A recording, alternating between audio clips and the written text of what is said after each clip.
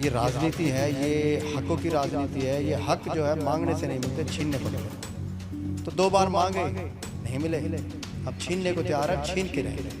आज तक जितने लोग हैं यहाँ पे सोना को नाम जैसे से प्रतीत होता है कि सोना गोल्ड बहुत लूटा है और लूट लूट के घर भर लिए हैं। मैं तो इतना कहता हूँ कि हमारे यहाँ ऐसे ऐसे विधायक वगैरह रेडियो से मंथली मांगी है और उगाई भी है, थानों से मंथली गई है, हर चीज़ पे जो है ना होर्डिंग पोस्टर्स पे जो है मंथली गई है। भारी वो होता है जिसका विधानसभा क्षेत्र में गांव नहीं है, दूसरी विधानसभाओं से आके यहाँ लड़ते हैं। अब जो यहाँ बीजेपी से कैंडिडेट है उनकी विधानसभा बादशाहपुर में उनका गांव पड़ता है, वो बादशाहपुर से ना लड़के हुए सोना से क्यों लड़ते हैं? अपने अपने क्षेत्र से अपने अपने को चुनाव लड़ना चाहिए और हमारी जनता को भी ये समझना चाहिए कि जो अपना वही होगा, जो अपने पास रहेगा, अपना पड़ोसी रहेगा, वही हमारी समस्याओं का समाधान करेगा।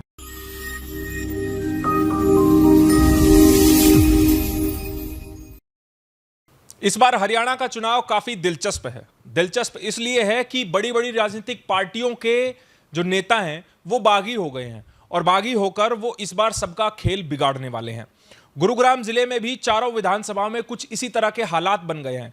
आज नामांकन डे है। नामांकन डे इसलिए क्योंकि गुड़गांव विधानसभा, बादशाहपुर या फिर सोहना तावड़ू विधानसभा, सभी विधानसभाओं में आज अलग अलग प्रत्याशियों ने अपने अपने नामांकन दाखिल किए हैं।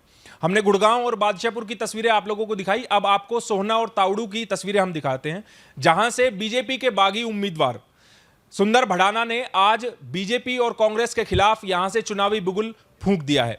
सोहना तावड़ू विधानसभा से समाज सेवी सुंदर भड़ाना ने आज नामांकन दाखिल कर दिया है और वो निर्दलीय मैदान में उतर रहे हैं।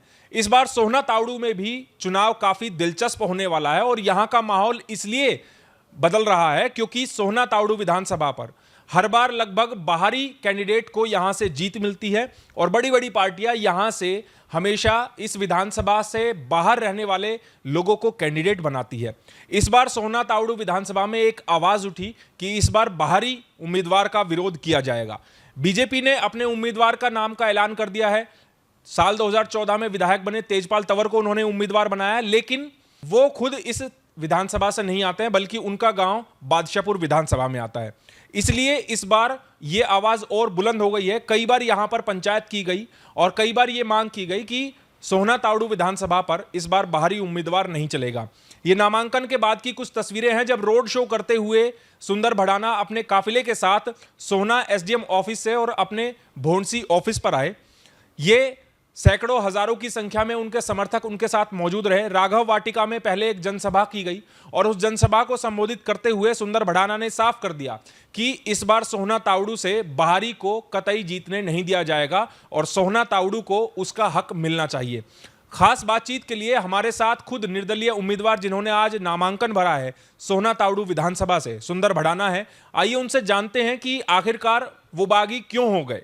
उन्होंने पिछले कुछ सालों में सोहना तावड़ू विधानसभा में कितनी मेहनत की है, समाज सेवी के तौर पर वो जाने जाते हैं, लोगों के क्या क्या काम उन्होंने किए हैं और अब क्या उम्मीद लेकर वो चुनावी मैदान में आए हैं।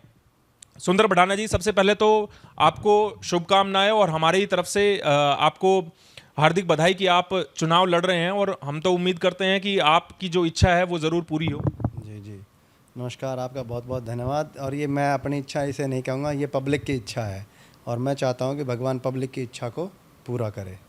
सुंदर जी, पिछले लगभग 14-15 सालों से आप सोहना तावड़ू विधानसभा में एक्टिव हैं, यहाँ पर समाज के काम करते हैं, सामाजिक कामों में आपकी बढ़ चढ़कर भागीदारी रही है।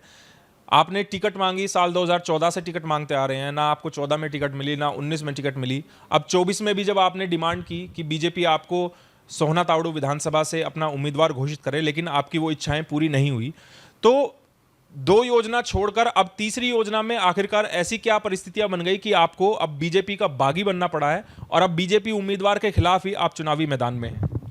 देखिए, जब 2014 में मैंने पहली बार टिकट मांगी सोहना से, तो पार्टी ने कहा कि भाई इस बार जो है हमारे बहुत पुराने ये जो लोग हैं जो जुड़े हुए हैं, क्योंकि मैं तो 2011-12 में जो है पार्टी से जुड़ा था, तो बोले कि भाई जो हमारे 30-30 साल से पुराने जो कार्यकर्ता जो जुड़े हुए हैं उनको मौका मिलना चाहिए, आपको अगली बार हम देखेंगे। हालांकि हमने मेहनत करी उस टाइम पे भी, तो 14 में भी हमारी टिकट काट के तेजपाल तंवर जी को दिया और इनको लड़ाया पार्टी ने, ये बन गए। उसके बाद 19 में भी हमने मांगी, तो 19 में भी जो है ना पार्टी ने सीरियस नहीं लिया। हम तब भी चुप ही बैठे रहे, चलो पार्टी के लिए सेवा करेंगे, काम करेंगे। इन्होंने पहले भी कहा कि आपको एडजस्ट करेंगे, ये करेंगे, वो करेंगे। इन्होंने बहुत कुछ मेरे को बोला, पर फिर आफ्टर ऑल उस इलेक्शन को भी मैंने छोड़ा। मैं कहा चलो पार्टी के साथ रहते हैं और इंतज़ार करते हैं। अब इंतज़ार करते तो पूरी ज़िंदगी निकल जाएगी, कहाँ तक इंतज़ार करेंगे। फिर किसी ने कहा है कि आप जो है, ये राजनीति है, ये हकों की राजनीति है, ये हक जो है मांगने से नहीं मिलते, छीनने पड़ते हैं। तो 2 बार मांगे, नहीं मिले, अब छीनने को तैयार है, छीन के रहेंगे। तो ऐसे क्या कार्य हैं कि जनता ने आपको चुना है कि आप पंचायती उम्मीदवार के तौर पर, निर्दलीय उम्मीदवार के तौर पर आप मैदान में आइए और आप संवैधानिक तरीके से चुनाव लड़िए। ऐसे क्या क्या काम आपने अपने इलाके में, चाहे लोगों की मदद हो, गरीबों की मदद हो, किस तरह से किया है? क्या क्या काम आपने किए हैं जो जनता के हित में रहे हैं? देखो, मैं 5 साल 365 दिन और 24 घंटे की राजनीति करता हूँ। मैं ऐसा एक उम्मीदवार नहीं हूँ कि बस इलेक्शन का जो है कोड ऑफ कंडक्ट लगा और एकदम से चुनाव में कूद पड़े 25 दिन 30 दिन पहले। मैं वो जनता का मैं नेता अपने आप को नहीं कहूँगा, मैं वो सेवक हूँ, सेवा करता हूँ। और आप होर्डिंग पोस्टर बहुत देख लीजिए, आपको सामाजिक कार्यकर्ता, सामाजिक सेवा करने वाले बहुत पोस्टर मिलेंगे, पर वास्तविकता देखी जाए तो समाज में उन्होंने काम कितना किया ये हमें देखना चाहिए। और लोगों को ये देखनी चाहिए कि यार आपकी विधानसभा 50-60 सालों से गुलाम पड़ी है। कोई बाहर के लोग आ रहे हैं, बन रहे हैं, बाहर से आ रहे हैं, कोई 200 किलोमीटर 100 किलोमीटर से आ रहे हैं, बन रहे हैं। मतलब कोई स्वाभिमान भी कोई चीज़ है, और उस स्वाभिमान को जगाने के लिए मैंने युवाओं को बहुत सपोर्ट किया है। कहीं भी किसी भी पूरे क्षेत्र में किसी घर में आग लग गए, वहाँ पे जाके मैंने उनकी सेवा करी है। हमारे पूरे क्षेत्र में कहीं भी कोई हमारा भाई अगर वीर गति को प्राप्त हुआ है, आर्मी में शहीद हुआ है, उनके घरों पे भी जाके मैंने सांत्वना दी है। यहाँ पे तो ऐसे ऐसे लीडर्स हैं जो शहीद के घर तक नहीं जाते, जिनको इतना ही टाइम नहीं है कि शहीद हुए हैं, कोई भाई के देश के लिए न्यौछावर कर दे, जिन्होंने अपना बलिदान वहाँ जाके सांत्वना दे दे। यहाँ पे ये नहीं किसी को नेता को पड़ी है कि किसी की बहन बेटी की रक्षा सुरक्षा का क्या मतलब होता है। यहाँ पे ये ही नहीं पता, किसी को मतलब ही नहीं लीडर को कि यहाँ पे शिक्षा व्यवस्था, चिकित्सा का क्या मतलब होना चाहिए, उनके पब्लिक को क्या क्या परेशानियाँ हो रही हैं। सिर्फ यहाँ पे नेता वोट मांगने आते हैं। और हमारे यहाँ की जनता बहुत भोली भाली सी जनता है, बिल्कुल उनका कोई मतलब नहीं है, सिर्फ कहते हैं कि भाई जो है नहीं ठीक है, वो ये वो ऐसा करके। तो जब तक आज तक जितने लोग हैं यहाँ पे, सोना को नाम जैसे से प्रतीत होता है कि सोना गोल्ड बहुत लूटा है और लूट के घर भर लिए हैं। मैं तो इतना कहता हूँ कि हमारे यहाँ ऐसे ऐसे विधायक हैं जिन्हें रेडियो से मंथली मांगी है और उगाई भी है, थानों से मंथली गई है, हर चीज़ पे जो है ना होर्डिंग पोस्टर्स पे जो है मंथली गई है। तो मैंने कहा ऐसे लोग उद्धार कहाँ कर पाएंगे। हमारे क्षेत्र का है कि युवा बेचारा भटकता घूमता है। जब कुश्ती कबड्डी की बात होती है यार, नेताओं के पास जाते हैं तो कहते हैं कि भाई तुम्हारा तो रोज़ का काम है, वो युवाओं को सपोर्ट ही नहीं करते। पर हमारा भाई, हमारा युवा अब जाग उठा है। पूरे क्षेत्र में सबको ये पता है कि हमारा अगर कोई हितैषी है और हमसे हमारे भाई की तरह कोई रहेगा तो सुंदर बढ़ाना ही रहेगा। और हमारे लिए कुछ भला कर सकता है तो विधानसभा में चिंगाड़ के चीख के आवाज़ें उठा के यहाँ पे क्षेत्र के लिए अपने अधिकारों के लिए लड़ेंगे। मैं अपने लिए नहीं लड़ूंगा, अपनी बहन बेटियों के लिए लड़ूंगा, युवा साथियों के लिए लड़ूंगा। इस बार चुनावी समीकरण बहुत बदल रहे हैं और चुनावी समीकरण ये कहता है कि सोहना तावड़ू विधानसभा में इस बार आवाज़ उठी है कि सोहना तावड़ू का हक लेना है। जैसा आपने बताया कि पिछले लगभग 55-57 साल से सोहना विधानसभा पर हमेशा बाहरी उम्मीदवार को जीत मिली है और बाहरी उम्मीदवार ने सोहना पर विधायक के तौर पर राज किया है। तो इस बार किस तरह से हक लेंगे और ये आवाज़ आखिरकार इतने सालों तक नहीं उठ पाई और अब अचानक ऐसा क्या माहौल बना है? देखो, मैं तो ये कहता हूँ, जब मैं राजनीति में आया तो सबसे पहले आवाज़ मैंने यही उठाई थी बाहरी की। सबसे पहला मैं व्यक्ति था जिन्होंने बाहरी का विरोध किया। तब तक बाहरी का कोई मतलब नहीं था, इनको मतलब ही नहीं पता कि बाहरी होता क्या है। बाहरी वो होता है जिसका विधानसभा क्षेत्र में गांव नहीं है, दूसरी विधानसभाओं से आके यहाँ लड़ते हैं। अब जो यहाँ बीजेपी से कैंडिडेट है, उनकी विधानसभा बादशाहपुर में उनका गाँव पड़ता है, वो बादशाहपुर से ना लड़के वो सोहना से क्यों लड़ते हैं।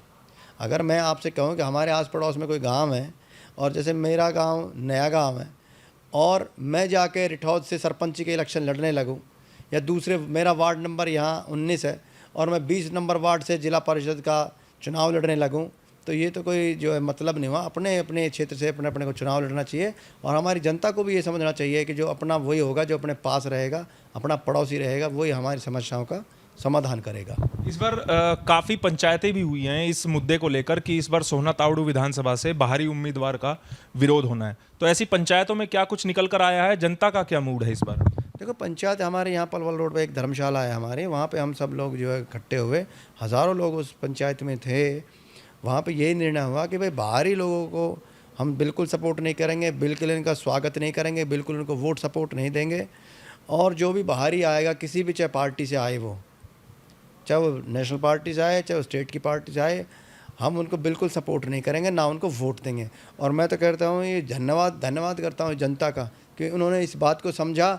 और बीजेपी से जो हमारे यहाँ प्रत्याशी आए हैं, आज उनको जो है वो लालायित होते घूम रहे हैं, उनका कहीं स्वागत समारोह नहीं हो रहा। सारे गाँवों में जितने भी गाँव हैं, कोई भी उनका स्वागत समारोह ना उनके ऑफिस पे जाके मिल रहा। तो मैं तो ये कहता हूँ कि हमारे यहाँ जो बाहरी का विरोध था, अब वो देखते हुए प्रतीत हो रहा है, और बाहरी कैंडिडेट को बिल्कुल समर्थन नहीं कर रहा, कोई उनके वहाँ जा नहीं रहा। पार्टी को तभी एहसास होगा ना जब आप अपने लोगों को आगे बढ़ाएंगे, तो पार्टी सोचेगी कि भाई बाहरी प्रत्याशी थोप दिया आपने तो उनको हरा दिया।